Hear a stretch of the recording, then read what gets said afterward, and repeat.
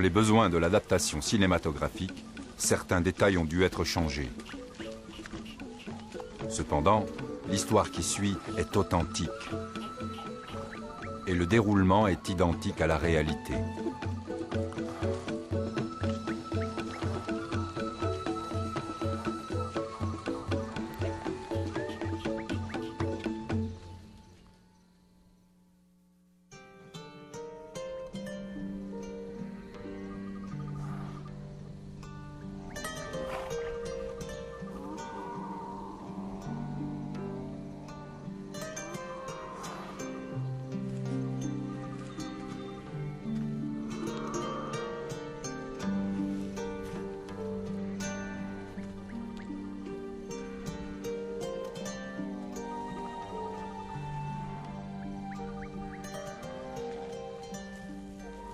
Je fais partie du peuple Fulani, et en accord avec nos coutumes, quand j'étais encore un gamin, j'étais le premier à me lever le matin, car j'étais le plus jeune.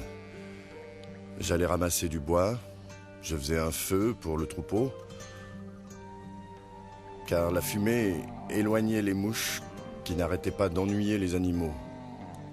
Après, j'allais dire bonjour à mes parents. Ensuite, je prenais une calebasse séchée et j'allais traire les vaches.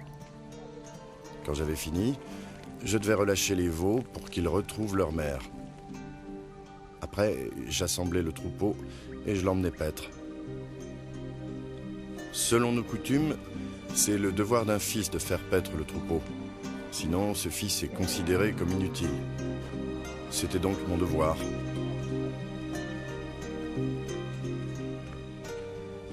Depuis ma plus tendre enfance, j'aimais beaucoup mon père.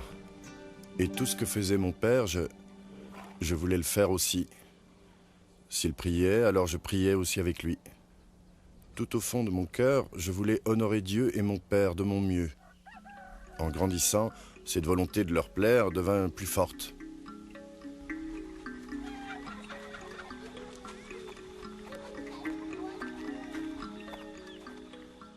Père, je suis béni d'avoir un père comme toi. Tu m'as donné tout ce qu'un fils peut attendre de son père. Mais j'ai quand même une grande faveur à te demander, si tu as la patience de m'écouter. Dis-moi de quelle faveur il s'agit. Eh bien, est-ce que tu me permets de continuer mes études? J'aimerais aller à l'école coranique pour étudier le Coran. J'y tiens, c'est mon plus grand souhait. J'espère que tu seras d'accord. Tu as autre chose à me demander? Non, père. Bien. Oui, mon fils, je suis tout à fait d'accord. Tu iras étudier à Bochi avec le cheikh Ibrahim. Voilà. Merci, père. Qu'Allah te vienne en aide et que sa paix puisse toujours te guider. Amen, père. Alors, prépare tes affaires. J'y vais, père. Bien. Merci encore. J'y vais tout de suite.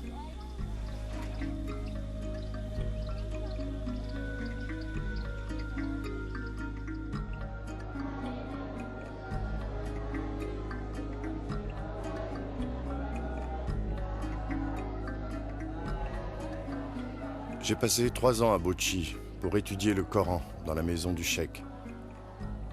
Je n'étais pas le seul étudiant. Nous étions nombreux.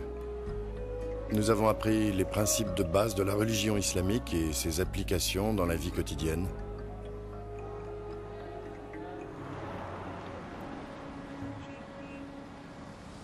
De là, je me suis rendu à Gombe où j'ai encore passé 2 ans à étudier l'islam.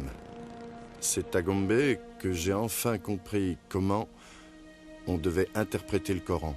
Ensuite, 2 ans à Maïdougouri pour continuer. Quand je suis finalement arrivé à Zaria, je lisais et écrivais l'arabe. Je suis resté 1 année à Zaria où j'ai fait des études approfondies sur l'islam. À la fin de mes études à Zaria, j'avais 22 ans. Pour me perfectionner, j'espérais trouver le moyen de me rendre en Arabie Saoudite. Mais c'est à ce moment-là que mon père me demanda de revenir à la maison.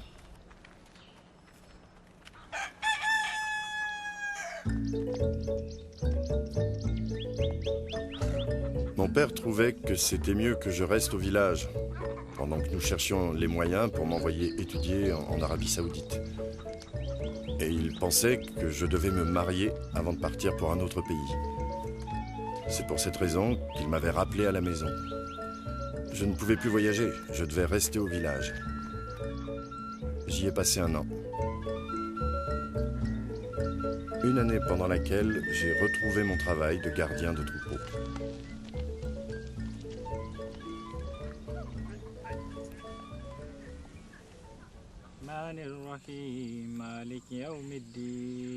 Je suis aussi devenu le chef spirituel et le professeur de notre village. Un soir, en rentrant des pâturages, nous avons récité nos prières du soir. Ensuite, nous nous sommes installés pour dîner. Pendant la conversation, mon père a dit qu'il était ennuyé que je ne sois pas marié. Mais moi, je trouvais qu'il valait mieux que je finisse mes études en Arabie Saoudite avant de me marier. Tu as réfléchi à ce que vont devenir tes femmes? Qu'est-ce que nous allons faire d'elles? Mais père, tu sais bien que je ne suis pas encore marié. Hélas, je le sais. Mais c'est la volonté d'Allah qu'un homme prenne des épouses. Oui, c'est la volonté d'Allah. Alors marie-toi si tu sais que c'est sa volonté. Non, père. Je veux réellement connaître mieux Allah. Je le souhaite plus que tout. J'apprécie ta détermination. Et je comprends ce que tu ressens. Oui, mais ta mère trouve que l'Arabie Saoudite, c'est bien loin. Et elle a peur que si tu pars, nous courions le risque que tu ne reviennes plus jamais. On reparlera demain matin de tout ça.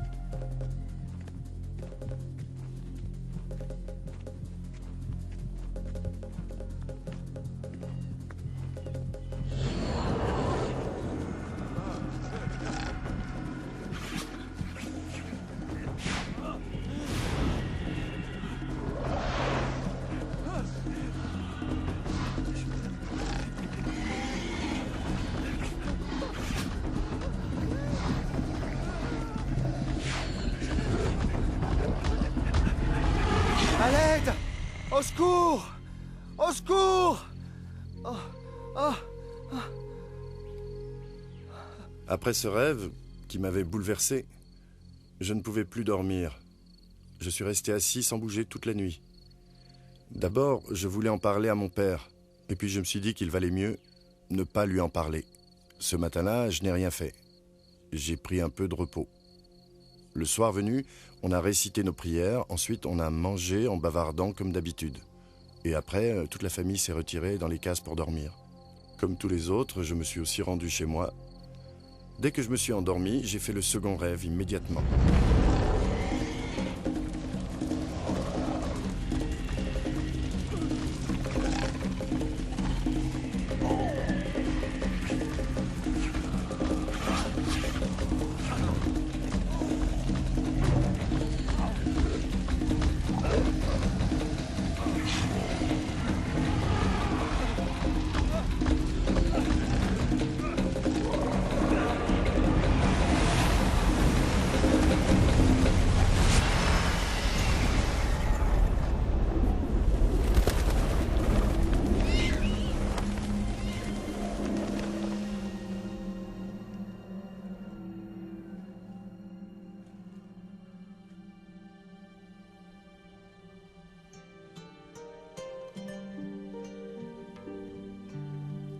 Mon fils, que fais-tu ici? Je n'en sais rien. Veux-tu que je te ramène chez toi?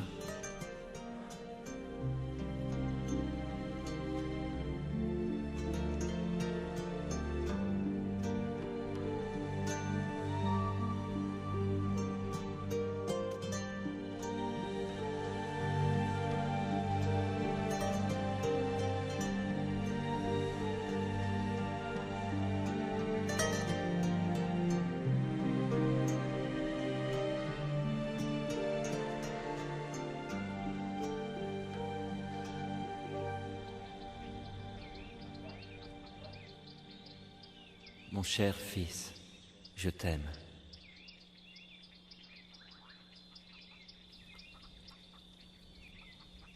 Ce second rêve ne m'a pas effrayé.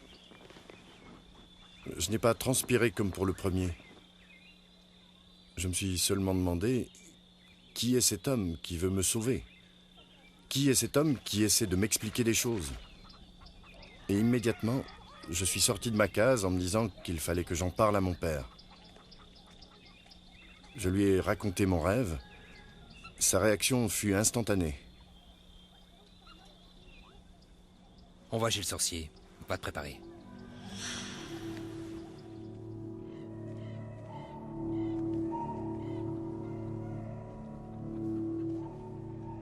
As-tu apporté une noix de cola? Oui, j'en ai une.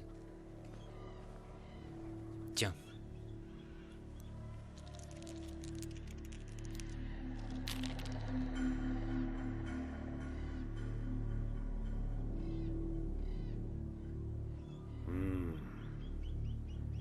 Parle-moi. Parle-moi. Parle-moi.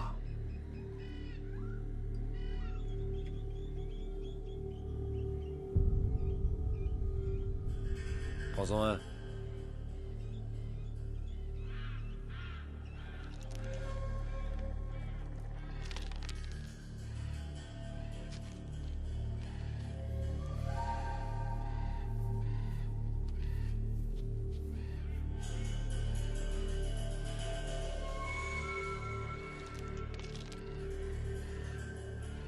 Le père, ton fils est entre les mains de sorcières. Oui. Elles auraient pu le tuer en 2 jours. Heureusement que tu es venu. Avec ces sorcières, je vais passer un marché.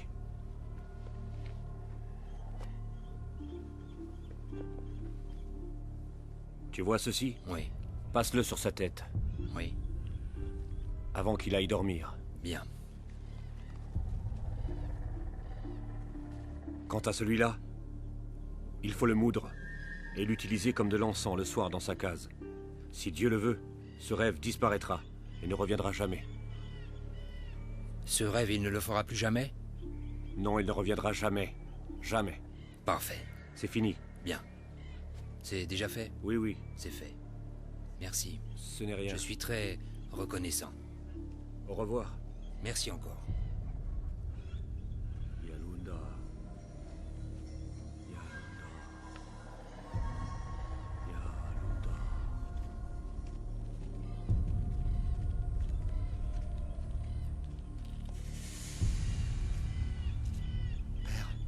Père, Qu'est-ce qu'il y a? j'ai eu un autre rêve. Quel genre de rêve? J'étais sur le point de tomber dans une crevasse quand des esprits malins me sont apparus. Papa!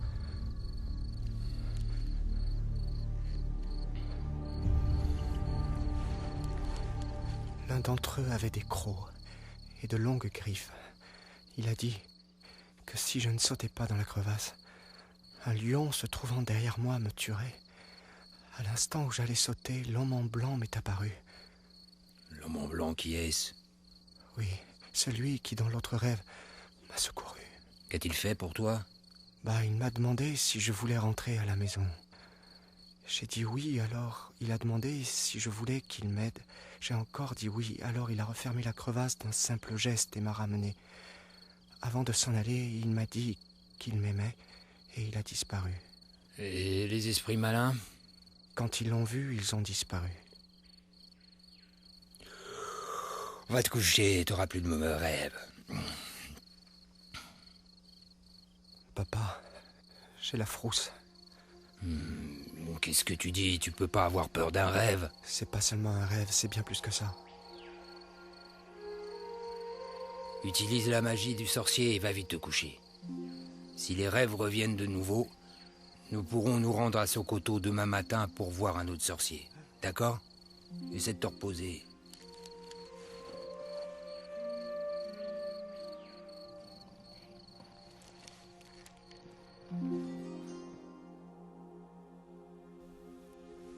La nuit suivante, j'ai fait un autre rêve, et les 6 nuits qui suivirent aussi. Dans tous ces rêves, l'homme qui portait des tuniques d'un blanc étincelant venait à mon secours et me sauvait chaque fois des mauvais esprits. J'étais en sécurité avec lui.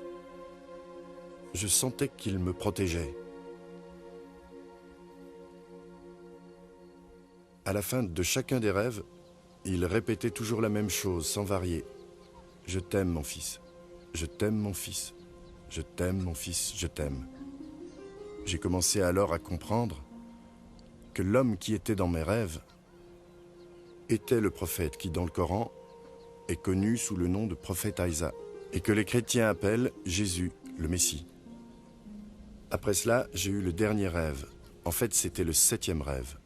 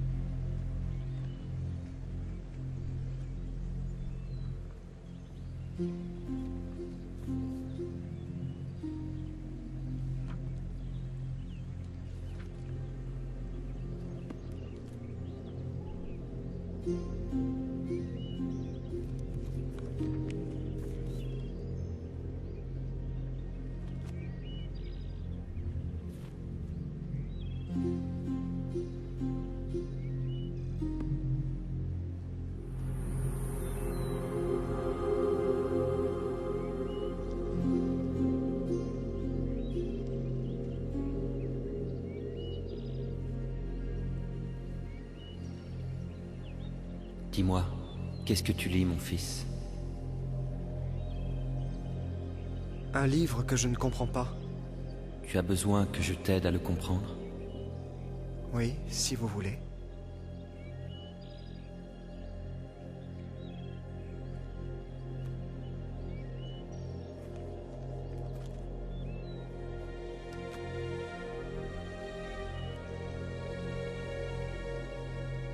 Mohamed, ce livre vient de Dieu. Il contient sa parole. Tous les versets ont été inspirés par Dieu lui-même. Venez à moi, vous qui êtes fatigués et chargés, et je vous donnerai du repos. Prenez mon joug sur vous et recevez mes instructions, car je suis doux et humble de cœur, et vous trouverez du repos pour vos âmes, car mon joug est aisé et mon fardeau léger. As-tu déjà entendu parler du chemin, de la vérité et de la vie? Non, jamais entendu. Je suis le chemin, je suis la vérité, je suis la vie. Personne ne peut arriver au Père s'il ne passe par moi. Qui es-tu? Tu me connais sous le nom de prophète Isa. Je suis venu à toi pour te donner la vie éternelle. Si tu me reconnais en tant que ton sauveur et ton Dieu, tu deviendras un enfant de Dieu. Parce que Dieu a des enfants? Les enfants de Dieu sont nés de son esprit. Les enfants de Dieu ne sont pas nés de la chair. Est-ce que tu crois en Dieu? Oui, je crois en Dieu. Si tu veux le salut, crois aussi en moi. Ce monde t'apportera de nombreuses épreuves. Mais réjouis-toi. J'ai triomphé de ce monde. Aimerais-tu me recevoir? Oui, je veux te recevoir.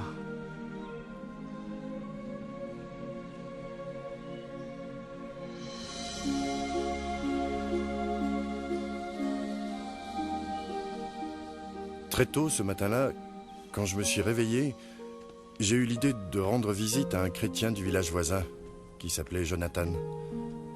Je voulais partager mes réflexions avec lui parce que c'était un brave homme et je sentais que je pouvais lui faire confiance.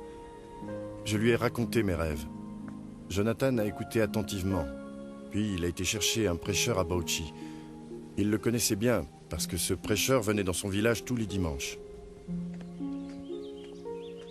Vous pouvez attendre ici, pasteur. Je vais chercher Mohamed et on vous retrouve ici. D'accord.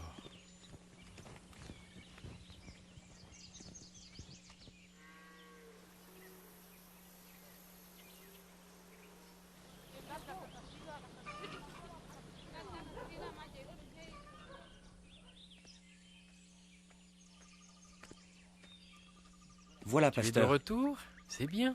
Et Mohamed? Il est là. Ah, c'est lui. Oui, je vous présente Mohamed. Bonjour. Pasteur? Approche, sois le bienvenu. Merci, pasteur. Mohamed, Pasteur? tu me parais bien brave. Ton ami Jonathan m'a parlé des rêves que tu fais. J'aimerais que tu me racontes ces rêves toi-même, en détail. C'est vrai, pasteur. Dernièrement, j'ai fait plusieurs rêves qui me font peur. Des personnes habillées en noir m'ont tourmenté dans ces rêves. Elles voulaient me tuer. J'ai craint pour ma vie.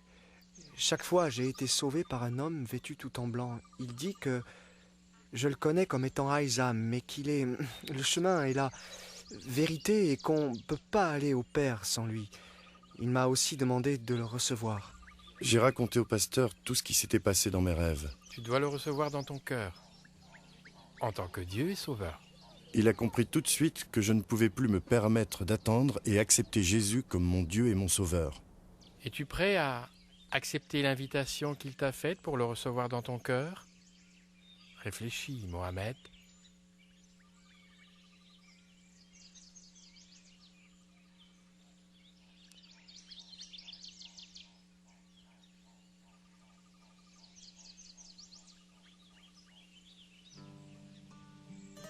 Très bien. Alors si tu le veux, je vais te guider.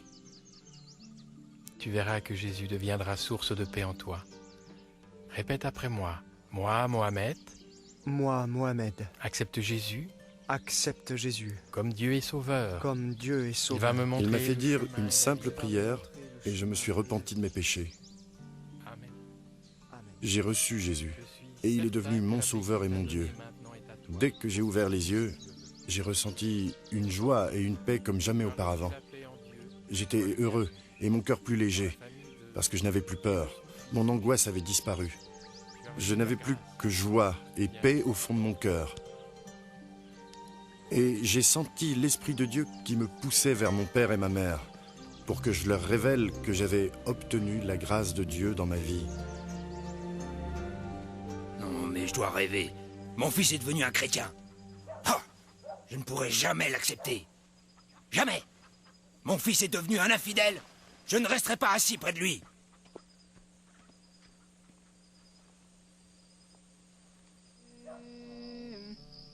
الله أكبر الله سمع الله لمن حمده ربنا الله أكبر الله. Quelques jours après, mon père m'a demandé ce qui m'arrivait, parce qu'il avait remarqué que je lisais la Bible et que je n'allais plus à la mosquée. Il était très en colère contre moi.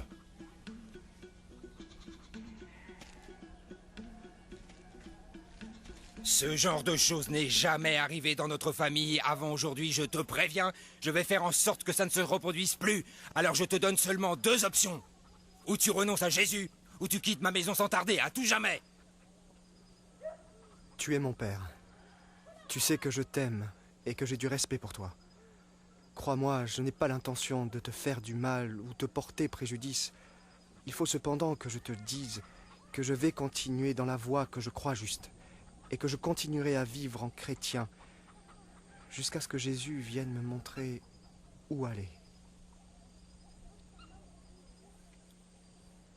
Quand mon père se rendit compte qu'il ne pourrait pas me convaincre de renier ma foi, il incita toute la famille à me traiter comme un paria, Mohamed, jusqu'au jour où... sors de cette case, viens ici.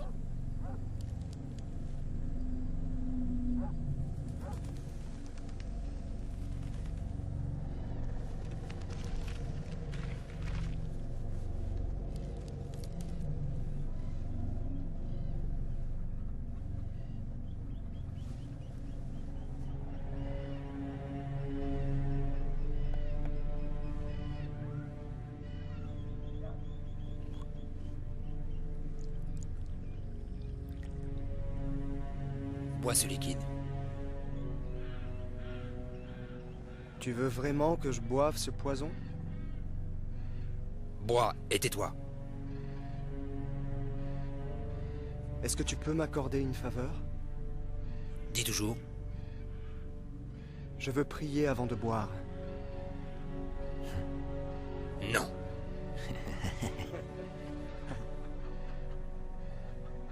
et puis j'en ai rien à faire. Si tu veux prier, prie, mais après, je veux que tu boives. Entends-moi, Jésus. C'est à cause de toi que je dois boire ce poison. Je mets ma vie entre tes mains.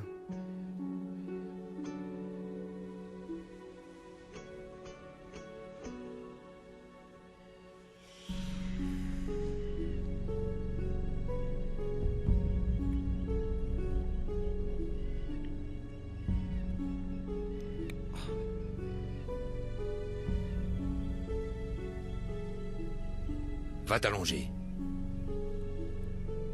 Mon père et la famille s'étaient réunis et avaient décidé de jeter mon corps dans la rivière dès que je serais mort. Ils attendaient tous ma mort. Je suis entré dans ma case, je me suis allongé et je me suis endormi. Je ne faisais aucune réaction au poison. Beaucoup plus tard, je me suis réveillé et je suis sorti pour aller vomir. Après, je me suis rendormi paisiblement. Tout allait bien. Très tôt, le lendemain matin, j'ai été le premier à saluer mon père, qui fut très contrarié de me voir vivant. Sur le champ, il est allé voir les responsables islamiques pour qu'ils arrêtent les chrétiens qui m'avaient converti. Les juges à qui on avait confié cette affaire ont posé ce verdict: donner la mort au coupable qui s'est converti. Vous connaissez tous le verdict des juges islamiques? Il va rester ici cette nuit et... Quand mon père rentra ce soir-là, il réunit toute la famille. Il avait pris sa décision, et je devais être banni de notre village le lendemain matin. Il voulait surtout s'assurer d'une chose.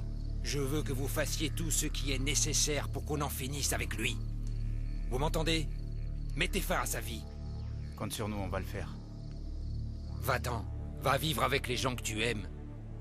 Moi, je t'ai assez vu. Je ne veux plus que tu vives à mes côtés. Jamais. Va-t'en. Va-t'en. Rends-moi ce pantalon et les chaussures.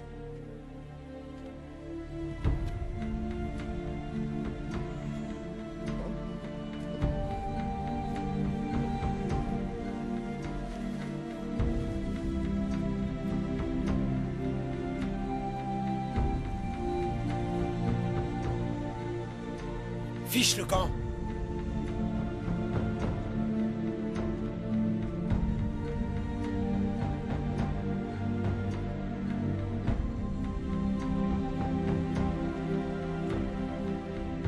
Allez-y.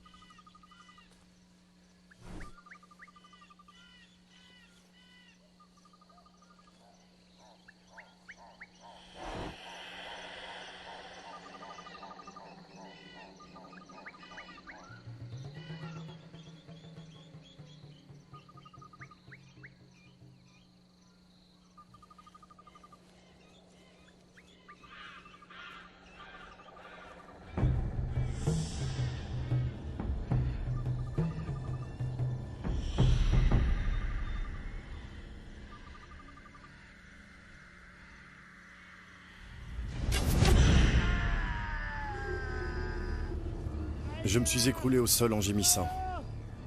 J'avais été transpercé par une flèche au niveau de la hanche. La douleur était vraiment insupportable.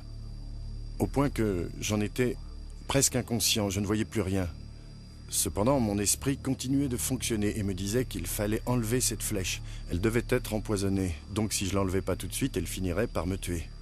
Je savais ce que je devais faire, il me fallait juste le courage. Je ne pouvais pas me relever. J'ai tiré sur la flèche et j'ai réussi à la sortir de ma hanche. Mais à ce moment-là, l'hémorragie a commencé. Mais Dieu m'a envoyé un homme du village de Jonathan. Il chassait et se trouvait là par hasard. Cet homme connaissait mon histoire. Il savait que j'avais des ennuis avec mon père et toute la famille. Il m'a aidé à me rendre jusqu'à la piste. Il y passait des voitures assez souvent. Il m'a emmené et attendu au bord de la piste jusqu'à ce qu'une camionnette arrive. D'un geste, il l'a fait arrêter et j'ai été emmené dans une clinique.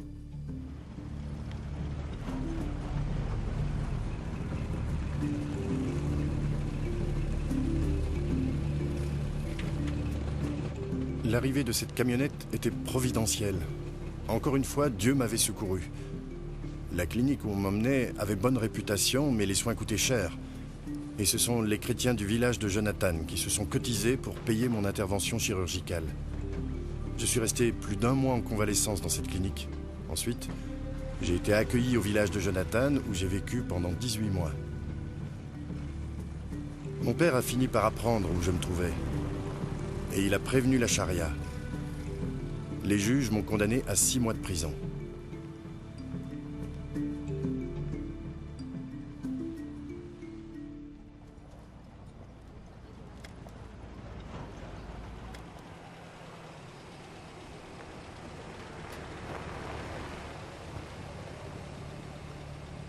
Après 6 mois de détention, j'ai été relâché et escorté dans le village de mon père par la police.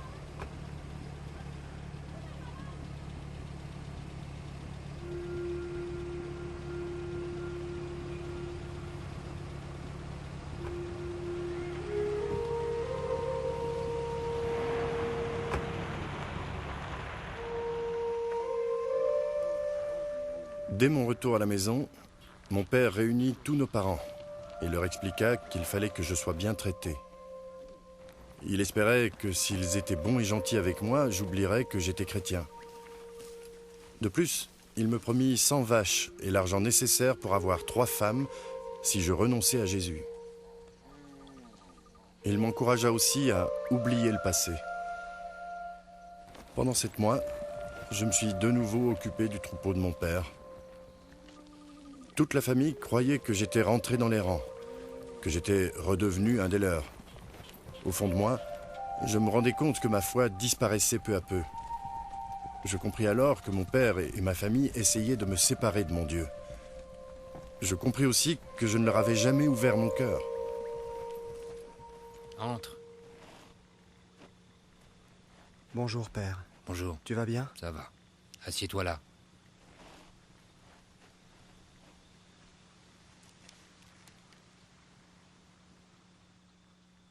Je voudrais te parler de ta fiancée, mon garçon. Tout est organisé, maintenant tout est prêt. Papa, je voudrais te remercier de tout ce que tu as fait pour m'aider. Cependant, j'ai encore besoin que tu fasses une chose pour moi. Dis ce qui te ferait plaisir. Tu l'auras. Papa, je vais te le dire, mais tu ne pourras pas satisfaire ce besoin. Seul Jésus le pourra. Mais qu'est-ce que ton Jésus peut faire que moi je peux pas faire? Vas-y, dis-le-moi. Papa, est-ce que tu peux me donner la vie éternelle?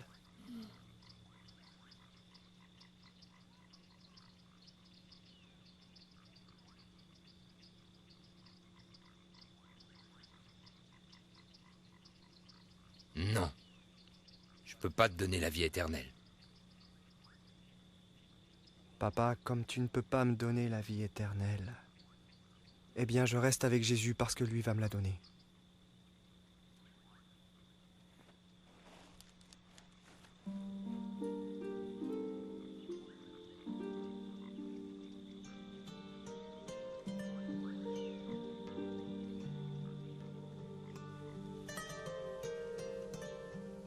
J'ai quitté la maison de mon père et je me suis réfugié chez Jonathan, où j'ai vécu pendant 2 ans. Pendant cette période, je ne ressentais aucune envie de communiquer avec ma famille. Je n'en ressentais aucun besoin. Puis un jour, je reçus un message. Mon père était à l'hôpital, très malade, et il désirait me voir.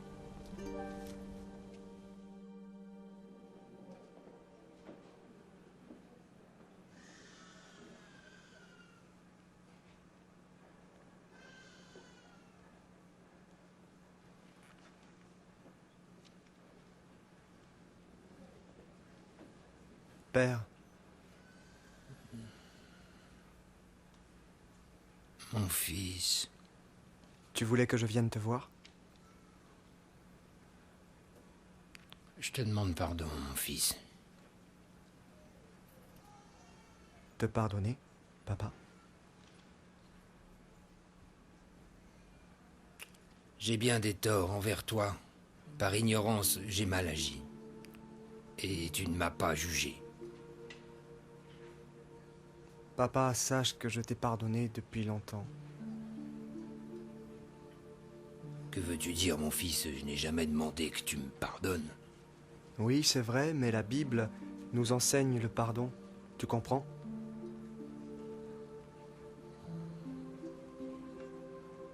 Mon fils, accroche-toi à ton Dieu de toutes tes forces.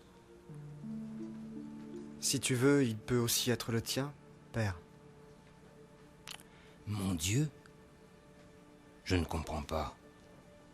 Qu'est-ce que tu ne comprends pas, Père? Avec tous les péchés que j'ai commis, tu crois qu'il m'acceptera? Il est le Dieu d'amour. Il ne demande qu'une seule chose de toi. Ça coûte combien? Non, ça ne coûte rien. C'est un cadeau. Un cadeau, explique-moi. Grâce à Jésus, qui a racheté nos péchés, il suffit que tu l'acceptes comme ton sauveur et tu auras la vie éternelle. Tu veux bien l'accepter dans ton cœur? Oui, je désire recevoir ce cadeau. Tu veux bien qu'on fasse une prière tous les deux? D'accord. Répète après moi. Oui.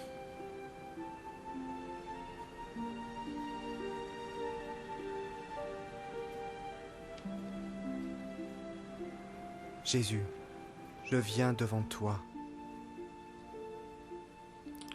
Oui, Jésus, je viens devant toi. Afin que tu pardonnes tous mes péchés, et je veux...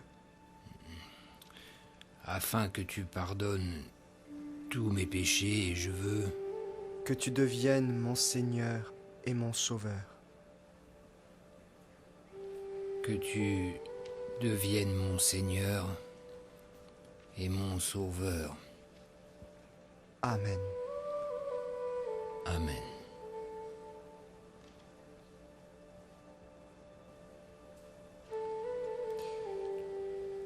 Maintenant, je vais prier pour que tu guérisses. Non, je ne veux pas que tu pries pour ma guérison. Et pourquoi? Je comprends pas. C'est Dieu qui nous guérit ou pas? Mais non, je veux pas être guéri. Je suis prêt à rencontrer celui qui est le Sauveur. Je veux dire Jésus.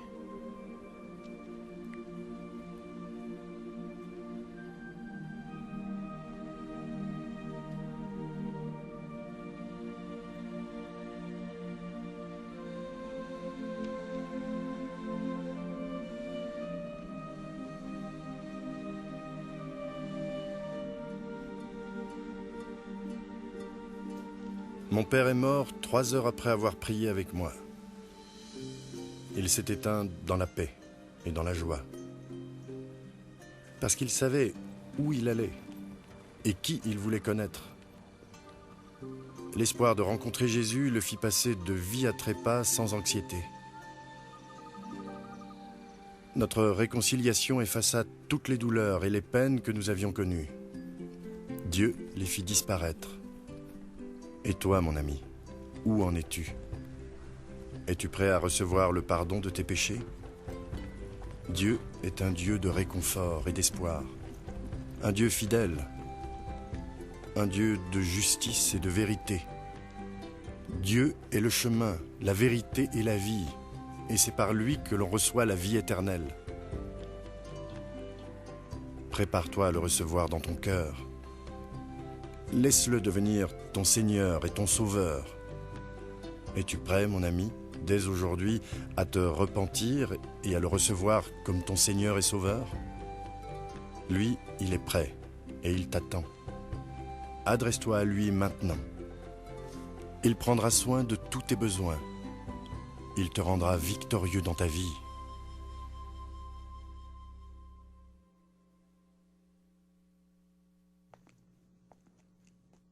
Il est naturel pour des parents de protéger et d'élever ses enfants.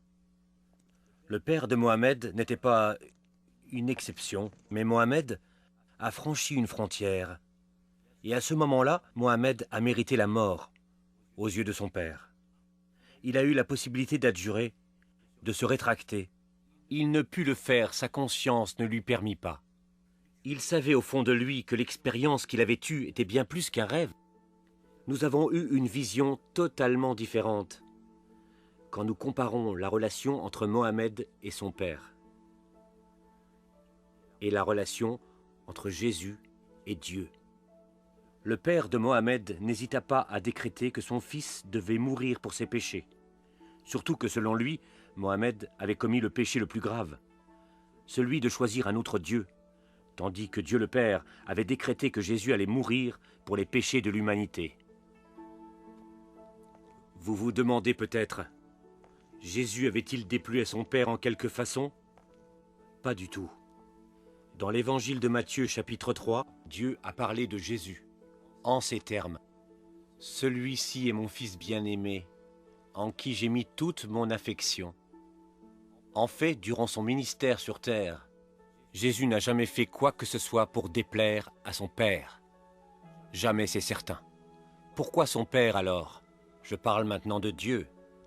A-t-il voulu que son Fils soit crucifié et qu'il meure sur la croix comme un criminel, couvert d'opprobre et de honte? Comment un Père parfait peut-il abandonner son Fils à une mort aussi abominable que celle de la croix? Un Fils bien-aimé qui toute sa vie n'a rien fait de mal? La seule façon de comprendre, c'est de se référer à la mission du Messie. En effet, Jésus n'est pas venu sur terre pour agir selon sa volonté. Il est venu dans le monde pour accomplir la volonté de son Père. Et la volonté de son Père était que son Fils donne sa vie pour racheter les péchés du monde. Dans l'évangile de Jean, chapitre 3, verset 16, la parole de Dieu nous dit que Dieu a tant aimé le monde qu'il a donné son Fils unique, afin que quiconque croit en lui ne périsse pas, mais qu'il ait la vie éternelle. Et verset 17, Dieu en effet n'a pas envoyé son Fils dans le monde pour juger le monde, mais pour que le monde soit sauvé par lui. Dans le premier épître de Jean, chapitre 4, il nous dit que tout est amour, non pas celui que nous avons pour Dieu, mais celui que Dieu a pour nous. Rappelez-vous qu'il a sacrifié son Fils unique pour nous. Mes amis, Dieu nous a montré le chemin qui mène au paradis. Ce chemin ne passe pas nécessairement par nos bonnes actions ou par des gestes héroïques. Il ne passe pas non plus par un rêve ou une vision. Bien plus que nous l'avons vu, Dieu utilise parfois ce moyen pour nous faire entendre son message. Le chemin vers le salut, c'est la foi, foi en Jésus-Christ. Il a dit, en parlant de lui-même, qu'il était le chemin, la vérité et la vie, et que personne n'arriverait à son Père s'il ne passait par lui. Est-ce que vous avez le désir de plaire à Dieu? Voulez-vous l'assurance d'aller au ciel? Si c'est vraiment ce que vous désirez, alors sachez que c'est aussi ce que Dieu veut pour vous.